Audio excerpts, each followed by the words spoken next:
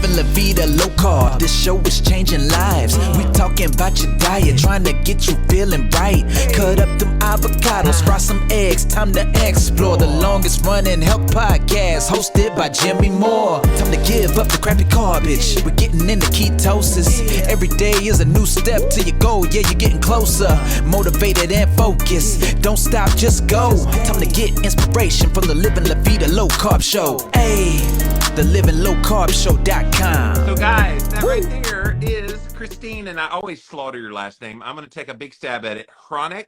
Hronec, yes. Okay, we're going to call her Christine from now on the rest of the show. But she is Gauge Girl Training. You have built up such an empire with your Gauge Girl. I see people all over Instagram who are Gauge Girl Kelsey, Gauge Girl Sarah. You got all this, like, there's another one, Gauge Girl Key 47, Gauge Girl Hillary Miranda. I see all these people coming in here now that are like super fans of the Gauge Girl concept. I've had you on my podcast before. You're a food scientist, a chemical engineer. You're all about dialing in scientifically your nutrition, which I thought this new book you created, Unlock Your Macrotype, guys, go get it. It's going to get, if you like to nerd, Yeah. and a lot of my people do like to nerd, Christine. So I love if it. you like to nerd, this is definitely a book for you, but nerd with a purpose. You're not just nerdy for nerdy's sake, because you do know how to explain things in really cool language, which I think is why you're so popular. But welcome. Thank you so much, Jimmy. I appreciate you. Yeah. So it's been probably 3 or 4 years since we last spoke on a podcast. Besides the book, which we'll get into in a minute, tell us about what's been happening in your life. So outside of the book, what has been happening? I launched my dietary supplement company 2 years ago, Gauge, oh my goodness, 3 years now. 2019, I launched Gauge Life Nutrition Hey, Supplement. the last 2 years has been a blur, so we'll count it as a 1 year. So. Yeah, so I launched my supplement company. And in addition to that, I have just been, living life, trying to learn all the new social media things. I just signed up for TikTok recently, trying to figure out the reels. But are you wiggling your booty? Yeah, you're doing great on the reels on Instagram. I'm trying, Jimmy. Guys, go look at her reels. In fact, I'll show a few. This is one I saw today. This was so hilarious. I'm gonna turn the sound down. But it's like the first rule of macro: make sure you stay or on your target daily. And then second rule, count macros, is always hit your protein macro. And you're all super fly. Like, I love it. Like, you go all in. And of course, I've been diving into them as well, doing my own little spin on them. Reels are fun. So. Oh yes, absolutely. It's a lot of fun. It's just a new way of communicating, and I really grew my platform on YouTube, explaining the science, giving people a lot of value in that way. But I feel like the attention span of people has just shortened so much. Yes. Well, and we can blame TikTok for that, because we can. The 15, 30 second, and I think they go as high as 60 second. I did TikTok for a period of time, and I was just like, ugh, no. Yeah, I mean, I've been there, but you know what, though? I think that people like you and I, we need to learn how to utilize the tools that are there to communicate value. And I think there's a lot of incorrect information being shared out there. And and I'm all the time hearing people talk about, oh, I learned that on TikTok. And I'm like, you learn what on TikTok? What? And I'm just like, wow, it has become the new Instagram, basically. Exactly, yes. Because 10 years ago, Instagram was the bee's knees. And I still love Instagram. I use it all the time. Facebook's a little out of, and then Twitter is just a hellhole now. So. Absolutely. Yeah. So, okay, well, that's great stuff that's been going on. And of course, kind of the world fell apart the last 2 years, and you handled all that well? You know what? It was a little tough, and I was really transparent with my audience. The beginning of last year, I had a little bit of a backslide phase where, I kind of let myself go for a little bit. And I feel like, when you're an authority in this space, you feel like you're immune to these things. We're not. Like, stuff happens. I gained weight, and I was very transparent with my audience about it, shared my struggles through that. And I think people are really encouraged to know that, if even I struggle with these types of things from time to time, that they're not alone. Yes, and that's one of my pet peeves about the health industry, and has been since day one. I've been doing it almost 2 decades. How long have you been doing Gauge Girl? Since 2013. Yeah, so Yeah, 9. I mean, you've been out there a little while too. You're almost a decade in. So is people have these just high expectations for you to be perfect. And look, I get a lot of criticism about my weight Mhm. have from day one, even when I was Mhm. at my smallest. Well, you still need to lose some more. I'm just like, yeah, fuck off. Mhm. But it's like, it's unfortunate that that becomes what the health community is. I wish we had more of a loving embrace, and compassion and encouragement for people. Like that would serve the community so much better. Now, I'm pretty strong as a person. I can Mhm. handle those things, but not everybody is. You see this all the Gage Girl tribe. I see them down there now. I mean, they'll be the first to tell you, yeah, I feel discouraged many days because I feel like I have to reach this level of perfection, not because you said it, but Mhm. because society tells us. Yeah, no, it's very tough, but I think we need to realize that we're human. And one thing I always tell my followers is that you can't hate yourself into a better body. There has Right? to be room for grace, room for self-love, and a foundation of nourishment, because a lot of diet culture is all about taking away from the plate.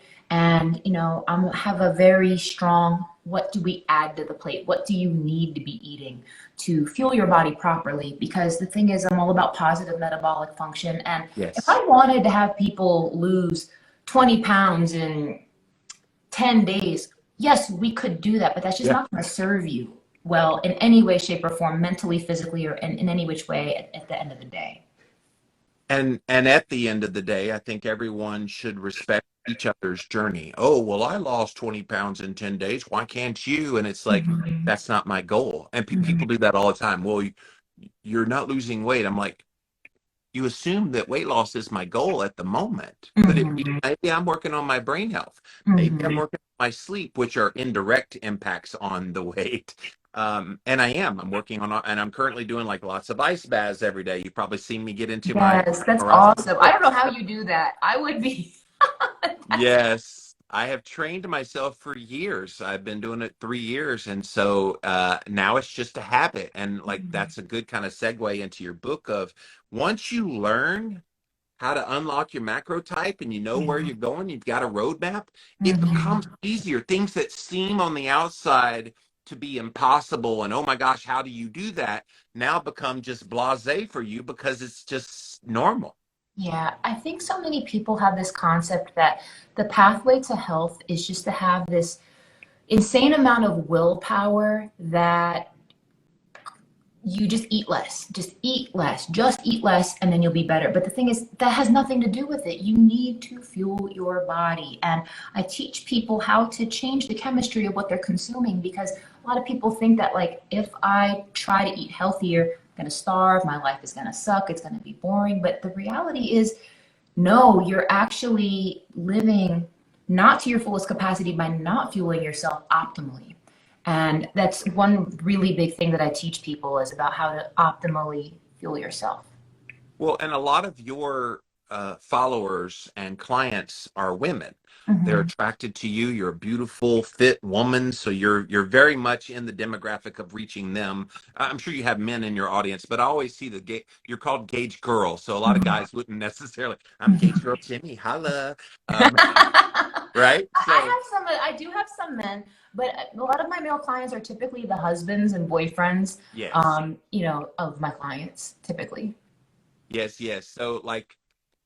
So a lot of people they come to you and you help them and you've been able to help them figure out their macrotype. Let's get into this a little bit. I Mhm. definitely want to hone in on the carb tolerance because this is living La Vida low carb. So Yes. I want to talk about that because not everybody needs to be as low in carbs as other people, and carbs are not your enemy. Jimmy Moore said that out loud on camera. Uh-oh. Yes, I believe it too. And I've hated that kind of notion, by the way, that well, if you're about keto and you're about carnivore and you're about low carb diets, that you just think carbs are the enemy. I've never seen carbs as an enemy. I Mhm. just see them appropriate in specific circumstances, and we'll get into this in a minute for the individual for where they are and your level of insulin resistance, and do you have chronic diseases that would be exacerbated? All those things matter, which is, I'm sure, part of getting into the carb tolerance. But hold that thought for a second about that. Yes, yes. Protein is finally getting its due. And I love that you kind of put a lot of focus on protein as a fat loss accelerant, because I feel like protein got such a bad rap. Some of it was the anti-meat propaganda from the vegans. Some of it was just, oh, well, it was associated with the Atkins diet, at least when I started. Oh, that high protein Atkins diet, even though it was high fat.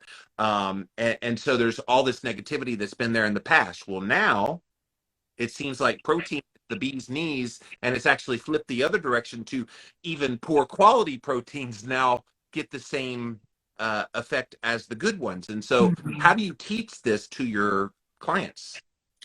I think it's important to understand what food is made up of and how that impacts your body. And of the three macronutrients, all food is made up of one of three things. Food is either a protein, a carbohydrate, or a fat. And protein is the only macronutrient that contains nitrogen. So when the body is in a positive nitrogen balance and you're in a caloric deficit, it causes your body to hold on to the lean muscle tissue and utilize fat as a fuel source. And a lot of people don't realize that a lot of times the key to them losing fat, when I say fat, actually, I have a model right here.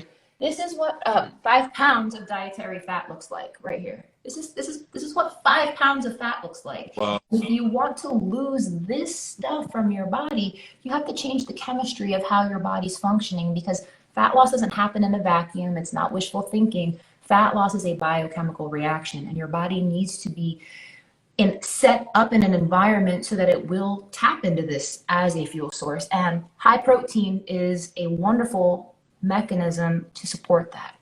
I feel so heavy right now looking at that 5 pounds. Look at this. This is crazy. It's 5 pounds. If you think about somebody that's got 50 pounds of it on their body, that's 10 of those. Yikes. Yeah, I mean, the thing is, though, it's meant to be. This is what I see happen a lot. So many women, when they want to approach their fat loss goals, they'll come at it with a very high level of desperation, a very high level of, I'll do whatever it takes.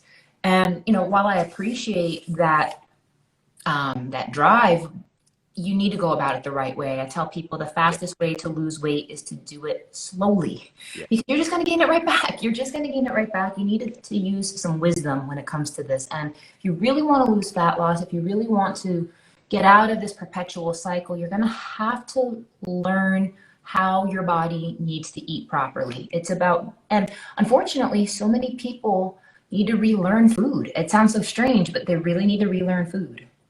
And know what real food is. The whole vegan burger movement is just so strange to me right now. The Beyond Meat, the Impossible Burger. And look, I'm sure they serve a purpose for certain segments, but I look at a 27 to 29 ingredient product that's supposed to be no meat in it, and then I see beef. And it's like, which one's healthier? Which one's better? And it's so confusing to the consumer because they're trying to convolute and say those are an equivalency. And I think plant-based protein source is always going to be far superior to this plant-based one, which, yes, has protein, but doesn't have necessarily all those intricacy of amino acids. Can you kind of explain that a little bit for people? Yeah, absolutely. So when it comes to protein, a complete protein contains, I believe it's 20 essential amino acids. Well, there's 20 amino acids out there. Of all of those amino acids, about 8 or 9 of them are considered essential, meaning your body cannot create them. Now, plant-based protein sources only contain maybe 3, 4 amino acids. Some contain 5. So you're not getting the full spectrum of all of the amino acids when you're consuming a plant-based protein. So again, those things are good. And it's great that you're receiving those aminos, but you're not receiving a complete protein. So sources of complete protein do include a lot of animal-based sources. And while, not everybody morally and ethically falls under that, that headspace, that's fine. But it doesn't change the fact that your body needs these nutrients. Yeah, even Dr. Will Cole here in the keto community, Ketotarian, which I know you're probably familiar with. And it was a mostly plant-based diet, but he's like it, and then so the mostly was eggs and fish. So eggs and fish into there with your mostly plant-based, then that's a pretty good diet if you want to be on the vegetarian plant-based side of things. Look, I feel like there's compromises in whatever reason you choose to do with whatever diet you do. that still maintains the integrity of what you're trying to do without convoluting it. Because I have people all the time, they say, well, I tried a ketogenic diet, didn't work. And I'm like, okay, what does that mean? Number one, they didn't lose weight. Okay, losing weight is the be all end all. Yes, it's great. We all love weight loss, but did your brain feel better? Yes. Were you full of energy? Yes. Did you have yes. And it's like, okay, it did work. And then I go further. Well, what did you eat? Well, I had this. I had hamburger, and I had jicama fries, and I had an Atkins bar. Okay, now we're getting somewhere. But maybe where you didn't get the full results, and so that's got to be another frustrating part. That trying to like, all right, don't add things I don't say to add. So. Yes, no, there's definitely a lot of value from eating like real whole food. And no matter what nutrition approach you take to reach your goals, you will see a lot of propaganda in the diet space of just all these artificial things inside of products that actually don't serve you at all. Yes. And then even within movements, and I hang out in the carnivore and keto world. In the carnivore world, there's been a major kind of like, where's this come from? Where people are adding back in fruit and honey, which again, if an individual wants to do that and it fits within what they're trying to accomplish, great. People that are just starting carnivore going, wait a minute, I thought it was just animal foods and now what? And so they're confused. And it's this confusion that then people like me and you have to like explain to people, okay, don't look at those things. Look right here. And I know that's what you do in your book. Like, look right here. Don't go outside the fray. But all of our heads go right to that. How can I make this even better? Because the book wasn't good enough. There has to be something missing. No, it's not missing. Try it and stick with that one thing. And that's kind of a scientific method of being on a diet, right? That you kind of stick with something and just stick with that. Don't try to add things or take things away, because then you change what it is. Exactly. And to that point, though, I think that any diet book out there, it worked well for the person who wrote it, right? But the problem is, how do you understand if that's a suitable fit for you? Because at the end of the day, any diet, any way, when I say diet, I mean way of eating, Yes. can fundamentally be broken down into macronutrients, right? So like vegan approaches have a tendency to be higher carb, lower protein, lower fat. Keto, we know, higher fat, moderate protein, lower carb. And it's about the suitability of the respective approaches for you and your needs. And that's what I talk about in my book, Unlock Your Macrotype. I help people figure out what is the best way to fuel your unique body. And there is no one right way. And this book is a self-discovery tool. It has quizzes that help you figure out what your carb tolerance is. It helps you figure out, you know what is the best way to what's the best place to put you? Because I've worked with over 40,000 women. There's a process that goes to this. And over the years, I've began to learn that, what worked for me, I'm a protein fueled macrotype. That's very common to the bodybuilding community. A lot of fitness competitors like J-Lo and The Rock, they kind of follow that type of approach. And that's great. It worked for me, but it wasn't until I started getting clients back in 2013 that didn't work for. There were people that did have hormonal health issues, people who did have thyroid issues, people with diabetes, insulin resistance, that wasn't an appropriate fit. And this book is going to explain why you should be utilizing different approaches based off of individual characteristics that are unique to you. A lot of people ask me, Jimmy, how do you get such good deep sleep? Well, there's a lot of things that I do, but one of the newest things that I recently added is this upgraded magnesium from a company called Upgraded Formulas.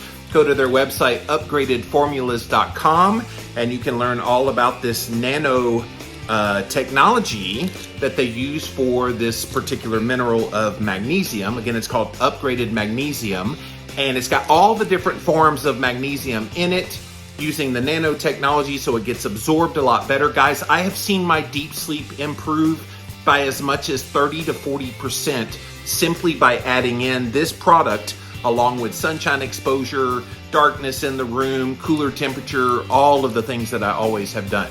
So again, upgradedformulas.com is the website. Go check them out. Let's get into why I brought you on, the main topic, but we'll talk about a few books more. well, but people are so confused about carb tolerance. And again, I want to make the caveat. Carbs are not bad. Mm-hmm. Okay? Like let's all agree on that. I'm the keto guy saying carbs are not bad, okay? Like yes, some are in certain circumstances, and we'll talk about the nuance of that.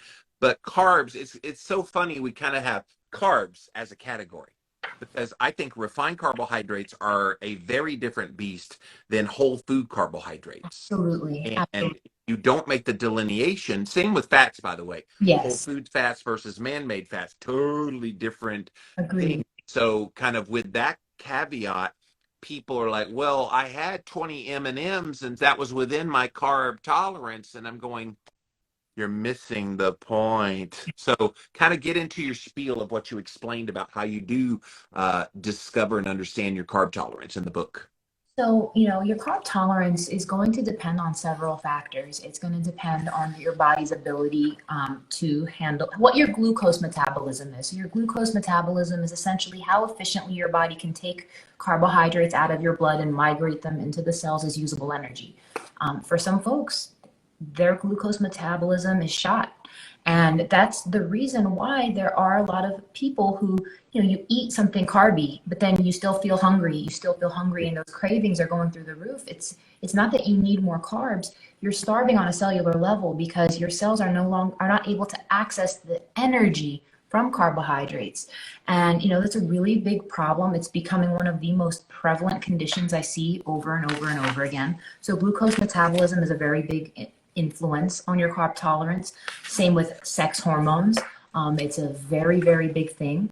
I would also say that hypothyroidism is another issue, digestive enzymes, gut health. Those are very, very big categories. And the thing is, even when you think of like digestive enzymes and gut health, for instance, there are some folks who just can't tolerate specific carbohydrates. Doesn't mean you need to cut the group out altogether. You just need to understand the appropriate foods for your situation. And I break that down in detail in the book.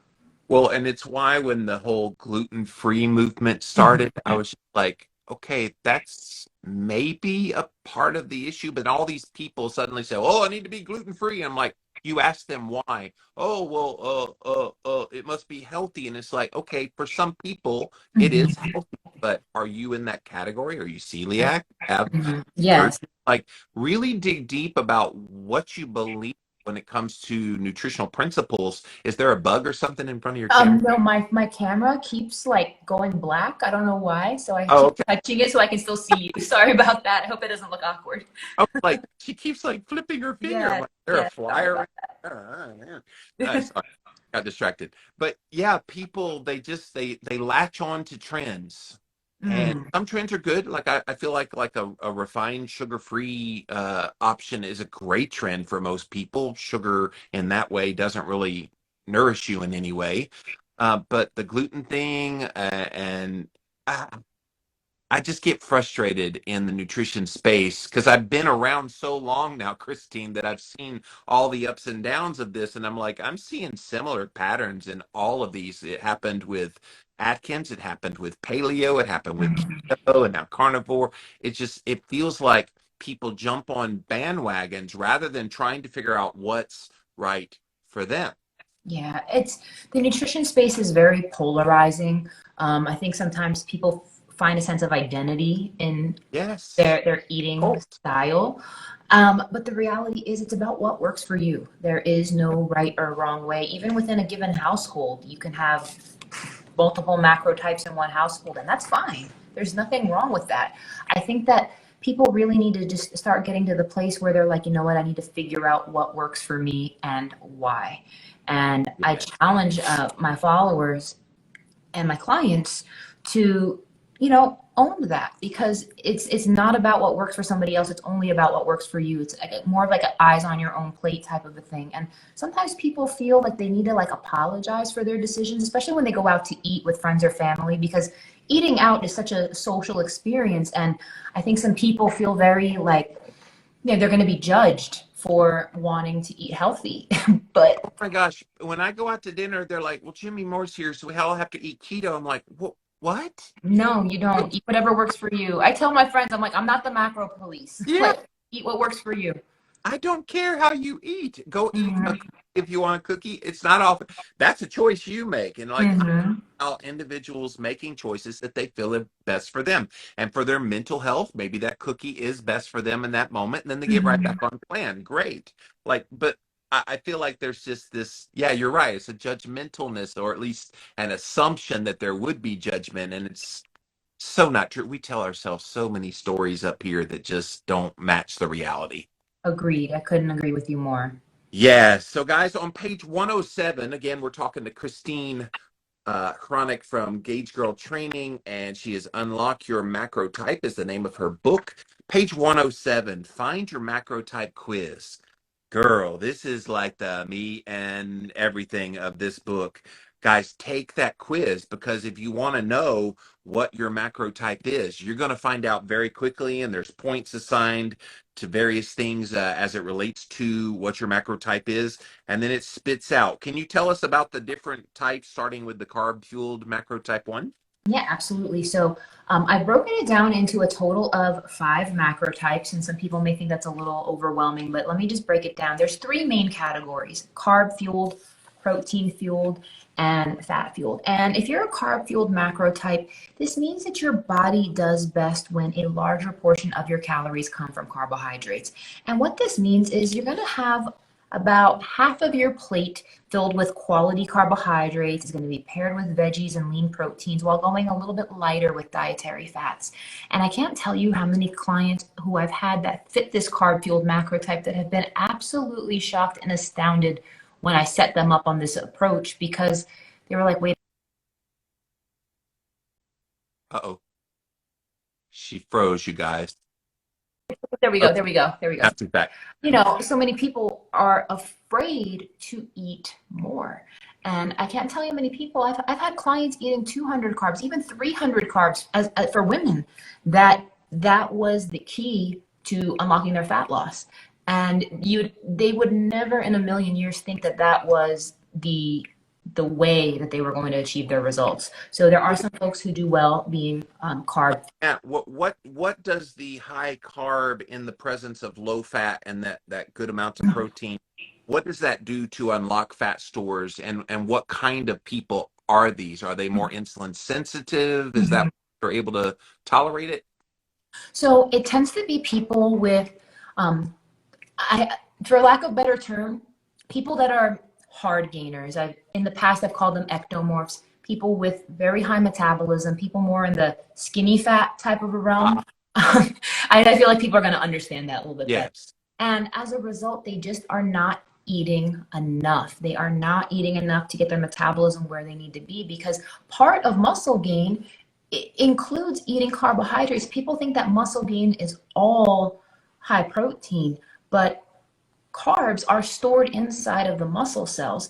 And if you are struggling to add, if you have like a very, very low muscle mass, carbohydrates are going to help increase that muscle mass. And as a result, boost your metabolism and enable you to lose fat with more ease. And plus you get the insulin boost, which Yeah. is helpful in the growth of muscle as well, which is always forgotten in the context. And you can get insulin from excessive amounts of protein as well, but when it's with the carbohydrate, it sounds like. Yeah, so there's a double-edged sword with insulin. Most people look at insulin as the fat storing hormone, but it is also a muscle building hormone. Yes. And that's something that a lot of people miss. Right. And type 2 is the protein fueled macrotype. And this is associated very common to the fitness competitor bodybuilding realm. And this is where, you're roughly going to be, 35 to 40+% protein, moderate carb, and lower in the fat realm. And this is what worked for me.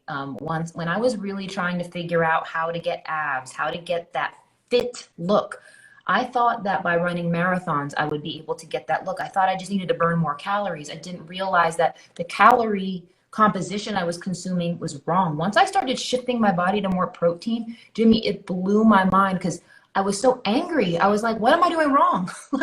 What am I doing wrong? Because I remember seeing Janet Jackson with those abs, and I was like, I want to look like that. I'm like, what am I doing? That's incorrect. I tried everything. I used to run 50, 60, 70 miles a week. It didn't do it. And I was like, well, shit, I'm eating too many carbs. For me, for what my body needed Yeah. at that time. And once I realized, oh my goodness, I'm not eating enough protein, I dialed that in. My body changed. And I was so shocked at the change in my physique that I was just, people started, that's when I really started getting the questions. This was back between 2010 and 2012, far before I started Gauge Girl.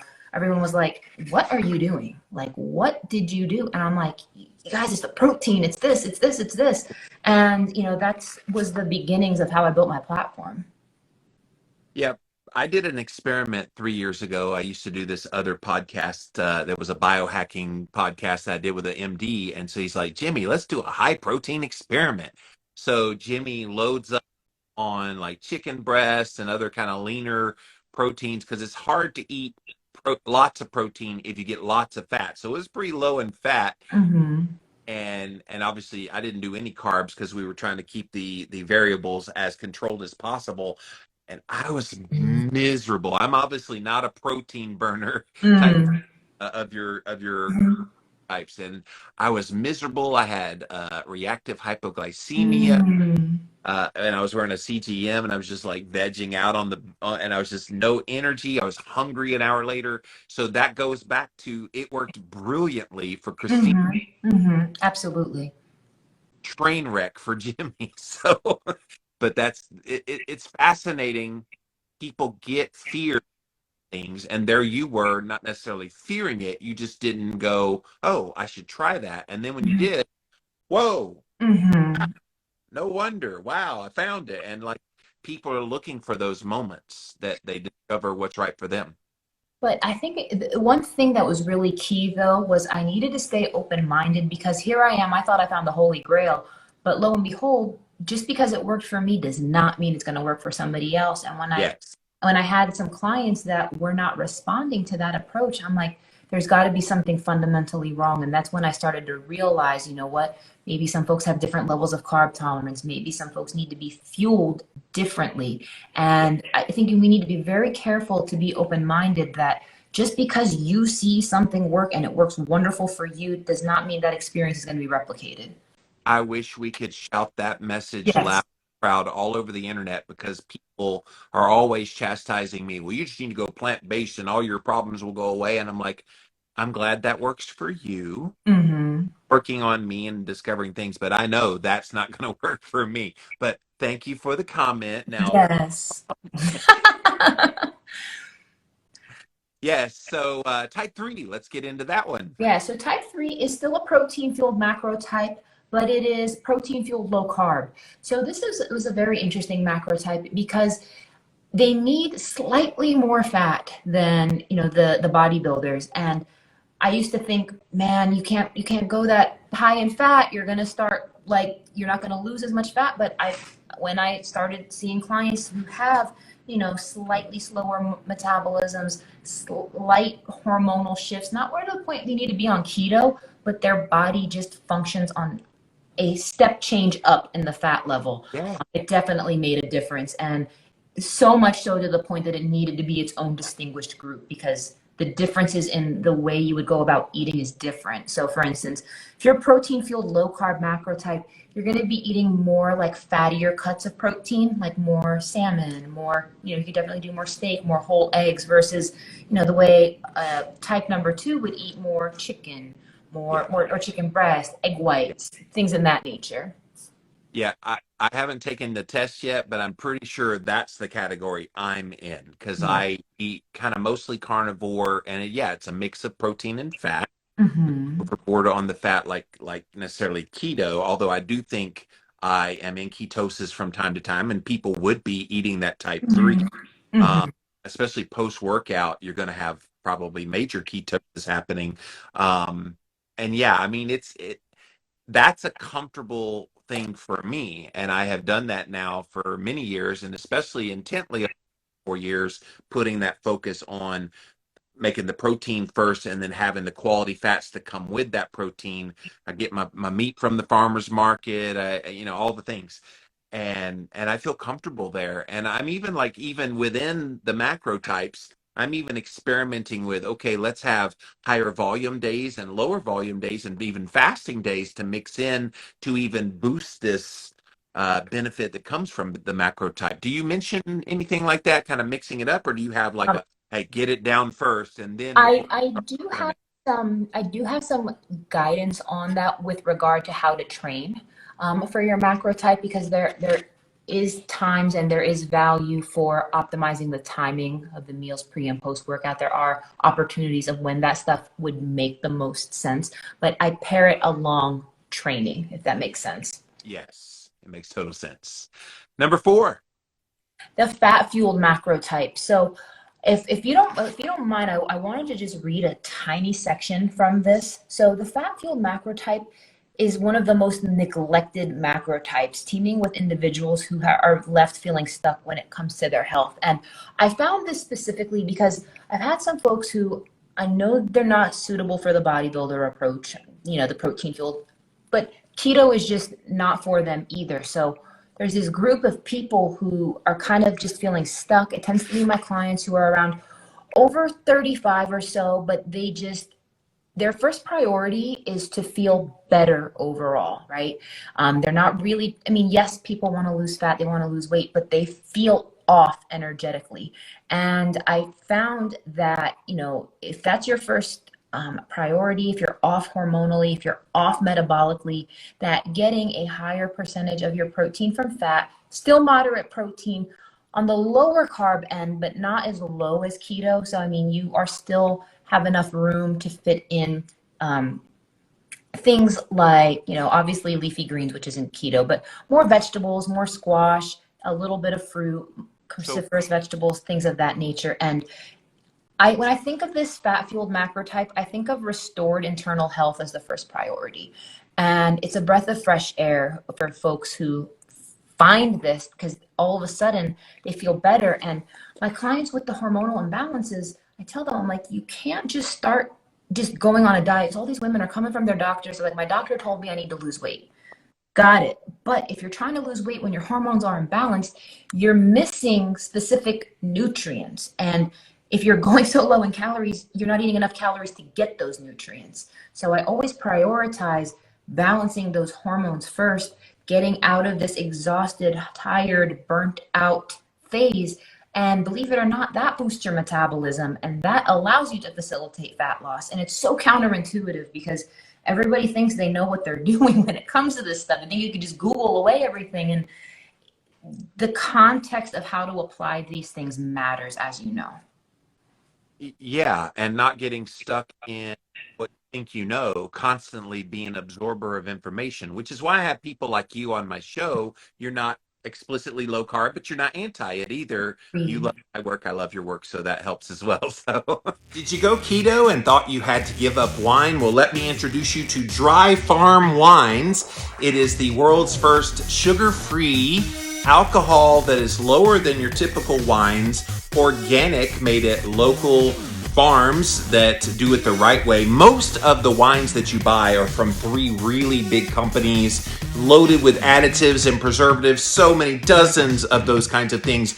You don't want all that junk in your wine. So go to dryfarmwines.com/Jimmy and they will ship you these wines. And just because you listen to this podcast, Dry Farm Wines is going to give you a bottle in your first order for just 1 cent. Go to dryfarmwines.com/Jimmy and you will get your bottle of wine for just 1 singular penny. Go check them out. Dry Farm Wines, you guys. It's wine o'clock somewhere.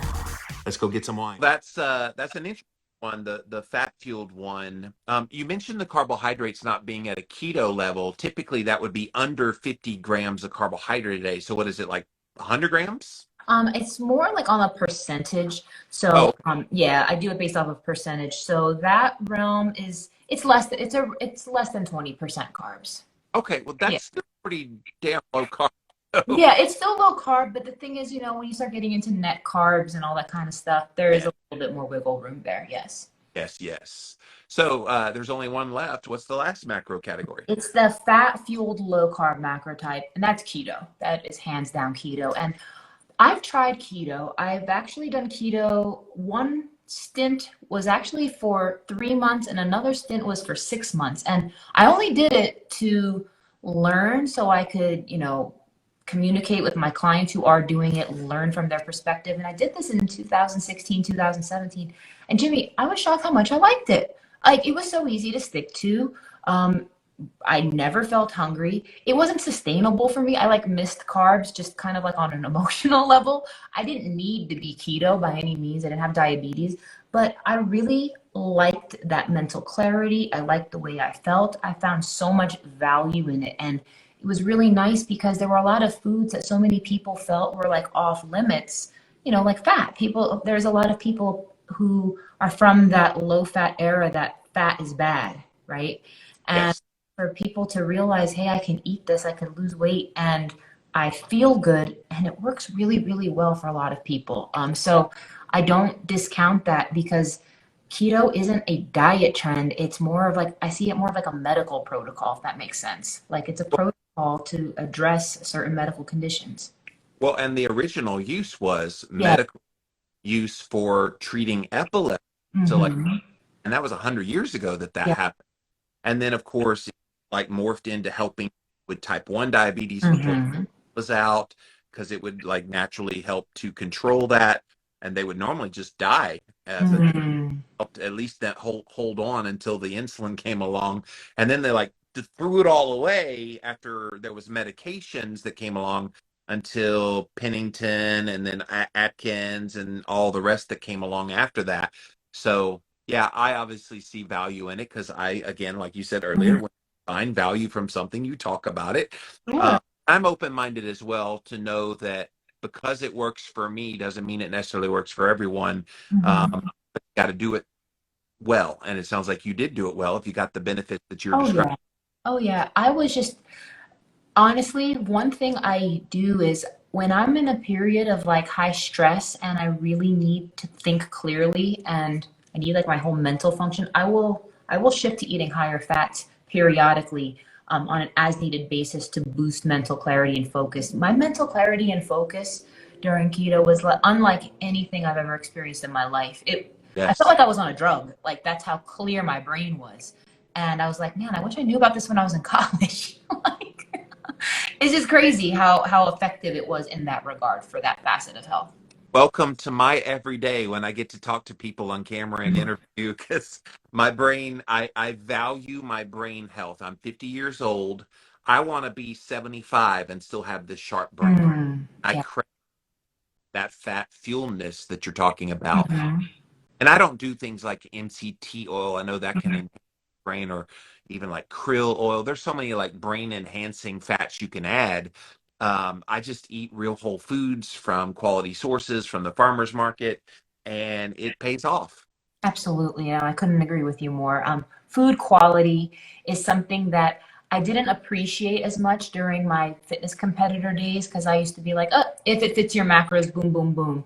But I'd say in the last couple years, especially these last 2 to 3 years, I really started paying attention to like organic versus non-organic. And the difference in food quality is astounding. It's Yeah. astounding. Like even just the way it tastes. I used to not value that as much as I do now, and I'm a huge advocate of just real whole foods, regardless of which approach is suitable and effective for you. And I credit the paleo community for that. Mm, On the scene, it was 2004 that I did the Atkins diet. I didn't care about food quality. I was eating rolled up pieces of ham with mhm, cheese dipped in mustard and mayonnaise. So it's like that's just at the time it served mhm, it off the. mhm, But then as time progressed, and along came paleo, and oh, you need to eat like your ancestor, and food quality matters. Oh, wow, wow. And then even mhm, biohacking things that they introduced, like cold thermogenesis and all the different things. I'm like, huh, okay. And then like you pick up things along the way, and that's the way it should be. Like mhm, pick up things that serve you well, add it to whatever macro type you are, and mhm. get the benefit from that. And I love that. I love that you said in times of like stress, you kind of Oh lean yeah. or to the higher fat. When you're writing the book, is that one of the times? Yes, it was. Absolutely. It absolutely was. And I think one of the biggest takeaways with just if I could go back to the food quality, it definitely matters. But at the same time, I just want to encourage anybody who's listening to this, eat good foods. But if you have a time-sensitive fat loss goals, your Yes. calories still matter. And like I teach you how to dial in that number specifically for you. Your carb tolerance matters and your macrotype matters. So they all have to work together. They all have to work together. So I just caution people, don't think like, yes, it is good to eat good quality food, but you are not going to experience progress unless you have your numbers dialed in. And that does not mean you got to be tracking everything for the rest of your life. It doesn't mean that you need to be doing that. But if you're going somewhere you've never been before, like you were driving, you probably want to enter the address in the GPS, right? So you know how the heck to get there. And then eventually you're not going to need to put the GPS in your phone every time you're going somewhere or in your car. That's what I look at macros as. Macros is the GPS. It tells you how to get to where you're trying to go. And I just encourage anybody who gets a little overwhelmed by that to realize it's meant to guide you. It's not meant to overwhelm you. It's meant to just make it easier for you. I will add one more thing about the food quality thing. Don't think that if you can't afford a more expensive quality food that you're doing it wrong. No, do that as your goal. I'm not trying to be elitist about this, Yes. but if you can, and I'll tell you a trick with all the rising costs out there right now, go to your farmer's market, go to your local. They still sell it at the price they did 2 years ago. So go and I would say stock up because it's almost the same price now as the lesser quality ones at the grocery store. So I don't want to leave that impression that they have to. It's just that's a goal. Knowing your goal, I think it's helpful. Absolutely. I'm glad that you brought that up because the thing is, health, the proper education on it should not be something that is just exclusive to folks with more resources. And that's why, like on my YouTube channel, I'm literally close to hitting 1,000 videos of just free content, teaching you recipes, cooking, walking you through calculations. So that way everybody has access to this. And this book is a steal compared to the price of my one-on-one coaching programs. It's on sale on Amazon right now. It does release tomorrow, but I believe there's a pre-sale discount right now on Amazon and anywhere right now. So there's a pre-order gift. If you do pre-order, you get a free gift while supplies last and an invite to my macrotyping webinar next month. So very nice. And those of you listening on the podcast, this is a couple weeks after we did this live. So I assume some of that stuff still applies if they do that. So, and here's her YouTube channel, by the way, Gage Girl Training over on YouTube. Go check that out. What do you have? 343,000 subscribers and 933 videos. And yes, a wealth of knowledge. I got to know, as a fellow author, by the way, congratulations. Welcome to the. Thank you. I'm finishing up my 10th book as we speak. Wow. This is great. I know what this means to you, and it's with a pretty major publisher, a HarperCollins publisher imprint. So that's amazing. So tell us the story, how this happened. Oh my goodness. I've been writing this book for 7 years and it's been through several different versions of the manuscript. I've had lots of challenges in getting it out here into the world, but the end of the day, I knew that this information needed to get out there. I knew that I needed to stay persistent, and the blood, sweat, and tears, and just I rewrote this book, Jimmy, no less than like a dozen times. Right. And this is probably one of the hardest things I've ever done in my life. And I have a bachelor's and master's in chemical engineering. Like, I've worked for DuPont. I've been in biotech. This was the hardest thing I've ever done because the information needed to be out there. And I wanted to write this book at a level, like the initial versions of the book was like, it was if I was writing it as a PhD thesis, and it was just not at a level that was going to serve people. And at the end of the day, it has been refined and refined and refined and refined to the point that it's going to just serve people at the highest capacity, because it's going to help you figure out what you need to be doing. There's still the science in there, it's all in there, but it's in a way that's very easy to understand and is accessible. which is your trademark. Anybody that watches your work on Instagram, I pop into all your lives because I'm like, she might drop some more bombs today. I always love coming in, except when you're like, Jimmy, today we're talking about girl health, so you might not want to be in here. But, oh, that fascinates me too, because I have girls in my life that I care about and I want to understand things. So, but guys, it's not just word, it's recipes in there as well. So you can go check out the slow cooker cilantro lime chicken. That sounds really good. Yes. Cauliflower biscuits, cheddar jalapeno cauliflower biscuit. You got all kind of stuff. And I love how you indicate which meal plan it's best for. So that, or if you wanted to like, and I'm sure you help people with this. Maybe people are in between two categories that maybe they could kind of like go back and forth and flex. Is that kind of part of the plan as well? Absolutely. And I'm actually between two macrotypes myself. I'm between the protein fueled and the protein fueled low carb because I do have benefits periodically going slightly lower carb and higher fat. So I swap between two personally. Yes, yes. So guys, again, go get the book, Unlock Your Macrotype, Christine Hronec. It's now available on Amazon for pre-order for those of you watching this on the Instagram Live, listening on the podcast. It's out. Go get it. And of course, it's with a publisher, so probably in your local stores as well. If it's not, as an author, I know, go to the little desk at Barnes and Noble, Books a Million, wherever you go. I'm looking for Unlock Your Macrotype. It's this awesome author, Christine. Can you look it up?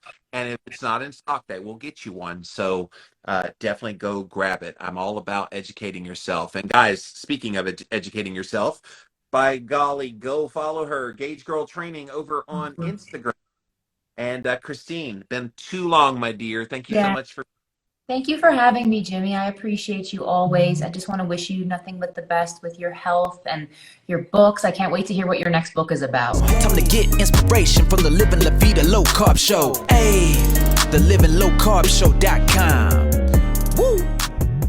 Are you tired of playing the mask game? Me too. That's why I wanted to tell you about the Unmask. This is a breathable, completely breathable. It covers, you can't even see that it's breathable, but it's breathable. Whether you're going on a plane, having to go into a store and wearing this thing, playthemaskgame.com is how you can get this mask. They come in all kinds of colors and everything. In fact, right there, you can see right through it what it is, but when you're wearing it, it does not look like it's anything different, but it's breathable, baby. Playthemaskgame.com. Have you experienced the dreaded keto flu? Did you know that most of these symptoms are actually due to your body dumping excess electrolytes? This is where Element comes in. Element is a tasty electrolyte drink mix with everything you need and nothing you don't. That means lots of salt with no sugar. Element is formulated to help anyone with their electrolyte needs and is perfectly suited to folks following a keto, low carb, or paleo diet. Element contains a science-backed electrolyte ratio, 1,000 milligrams of sodium, 200 milligrams potassium, and 60 milligrams of magnesium, with none of the junk, no sugar, no coloring, no artificial ingredients, no gluten, no fillers, no BS. Everyone needs electrolytes, especially those on low-carb diets, or if you practice intermittent or extended fasting, if you're physically active, or sweat a lot. Add Element today and see how much better you feel and perform. Use the URL drinklmnt.com/Jimmy.